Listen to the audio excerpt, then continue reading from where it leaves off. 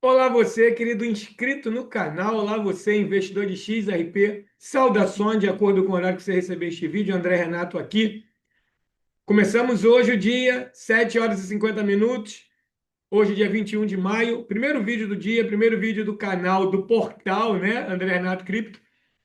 E eu trago para você uma possibilidade da juíza Analisa Torres analisar o caso da Ripple e decidir a favor da Ripple a partir de elementos é, um tanto quanto pesados, né? Vamos pensar assim, que o vídeo vai trazer.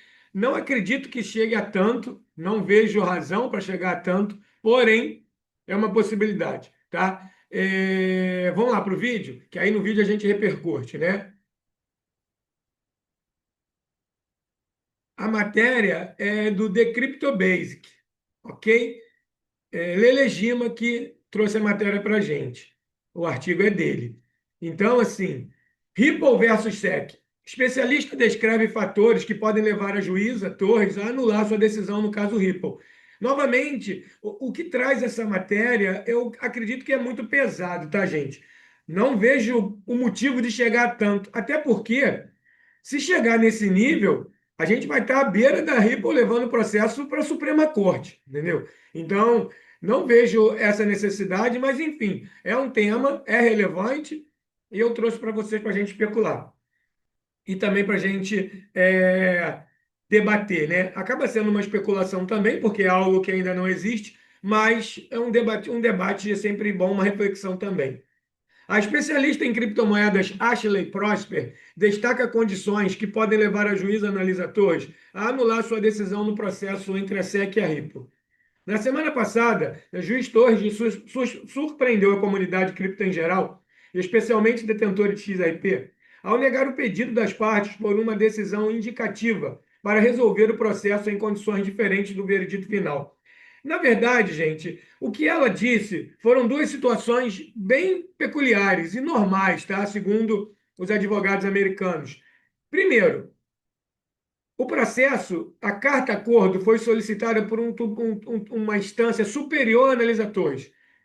A carta-acordo foi solicitada pelo Tribunal de Apelação.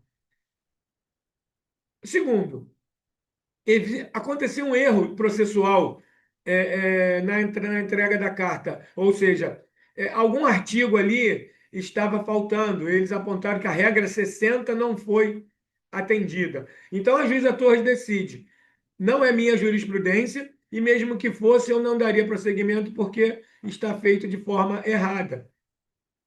E ela devolveu o processo, a carta-acordo para a SEC. É simples, foi isso, ok? Agora a SEC tem que apresentar a carta-acordo para o Tribunal de Apelação, que é onde está a questão solicitada, é uma terceira via, a SEC não levou em conta a terceira via, e acertar a causa de pedir, acertar a regra, dizem os especialistas que faltou a regra 60, ok? Então, foi isso que aconteceu. Agora, tudo vai ser refeito, eles vão fazer novamente em conjunto, e em conjunto, inclusive com o tribunal, para que nada dê errado. E não podemos esquecer que o Tribunal de Apelação deu uma data limite até o dia 18 de junho para a SEC. A SEC se antecipou em muito a essa data. Estamos agora no dia 21 de maio, ok? Então,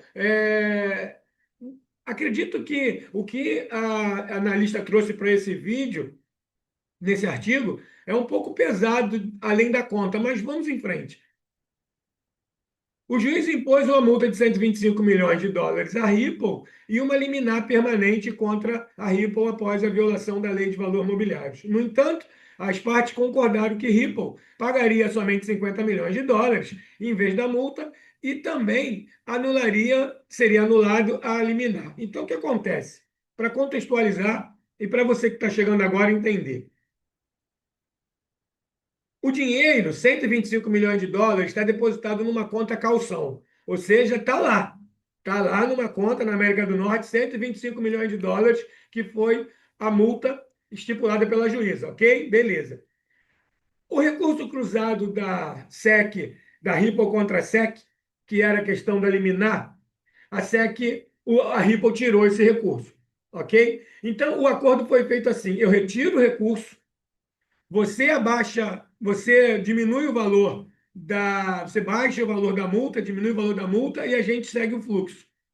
Foi feito o acordo, a carta acordo protocolada, a Ripple está lá com o dinheiro dela depositado em calção, basta a SEC ir lá buscar, mas para isso a juíza tem que autorizar, ok? E nesse momento, os 50 milhões é transferido para a SEC, os 75 milhões volta para os cofres da Ripple. A liminar, ela perde o valor, ela é derrubada e a Ripple segue o seu fluxo, podendo trabalhar normalmente, vendendo tokens para as empresas, ok? Vamos lá. Se a Ripple aceitar pagar os 125 milhões de dólares, a SEC vai lá e pega esse dinheiro. Acabou. Uma situação feita. Se a Ripple não se incomodar em ter uma liminar impedindo a empresa de vender tokens, acabou o processo. Percebe? O processo está finito, porque a SEC retirou o litígio. O que está segurando esse processo é que a Ripple quer derrubar a liminar, porque os executivos da Ripple disseram que querem ter o nome limpo. Eu, André Renato, imagino que em algum contrato de NDA, que são vários, quase 200 contratos de NDAs que a Ripple tem com várias empresas, é o contrato de não declaração, né, o contrato confidencial lacrado. Imagino que em algum desses NDAs exista algo que vá de encontro à liminar da juíza, que impede a Ripple de vender tokens. Quem sabe uma venda programática, uma venda que a Ripple fez lá atrás, ok? Que em algum momento, depois que o processo acabasse, essa venda seria efetiva, finalizada, e a Ripple entregaria tokens para uma empresa XYZ. Se a Ripple não pode vender tokens, como essa empresa vai resgatar esses tokens que já foram comprados, em aspas? A gente não sabe, isso é especulação pura, tá? É o meu tico e teco aqui martelando na minha cabeça que pode ser isso. Então, por isso que ainda não finalizou o processo. É por isso que a Ripple está aguardando a retirada da liminar pela juíza, né? Mas vamos em frente. Como fazer com que o juiz Torres anule o julgamento final da Ripple? Quais partes devem representar a moção nas próximas semanas? Como as partes, né? Prosper sugeriu como fazer com que a juíza anule seu julgamento final facilmente. Na verdade, anular não é muito termo, né? Mas rever, retificar, ficaria melhor, né? Apresentação de evidências confidenciais sobre o interesse federal no XRP. Segundo Prosper, evidências seladas ou confidenciais que demonstrem interesse federal significativo no XRP poderiam levar o juiz a reconsiderar. Ela observou que tais evidências seriam analisadas em sigilo devido à sua natureza confidencial. Por exemplo, documentos do Tesouro dos Estados Unidos confirmando o papel do XRP em uma proposta de reserva nacional de criptoativos. Outro exemplo é o briefing de segurança do Departamento de Justiça, alertando que a continuação do processo prejudicaria operações financeiras ou diplomáticas críticas. Caso as partes forneçam algum desses documentos, Prosper acredita que a juíza Torres estaria inclinada a anular sua decisão em deferência ao interesse nacional. Uma prática judicial rotineira quando há envolvimento de autoridade governamental superior. Intervenção do Poder Executivo Federal. Outro fator que poderia levar a juíza Torres a rejeitar sua decisão seria se um braço executivo federal, como o Tesouro ou o Fed, apresentasse um amicus curiae no caso, pedindo diretamente que ela reconsiderasse sua posição sobre o processo. Por exemplo, se o Tesouro argumentasse que o XRP é essencial para a infraestrutura financeira do país, ele poderia invocar princípios legais como a deferência de Chevron, que concede aos tribunais a capacidade de adiar as interpretações das agências sobre estatutos ambíguos. Embora raro, Próspero observou que, no passado, os tribunais anularam decisões quando o Poder Executivo interveio, principalmente em casos envolvendo estabilidade financeira ou relações exteriores. Ele enfatizou que a juíza Torres poderia reverter seu veredito se os fundamentos legais mudassem devido a documentos confidenciais que reformulassem o XRP como um ativo de nível soberano ou demonstrassem que a multa e a liminar da Ripple poderiam interferir nas ações do Fed ou do Tesouro. Se a juíza anular sua decisão com base nisso, Prosper acredita que o XRP poderia deixar de ser um mero token e se tornar uma ponte financeira integrada ao Estado. Na verdade, não é um mero token, né?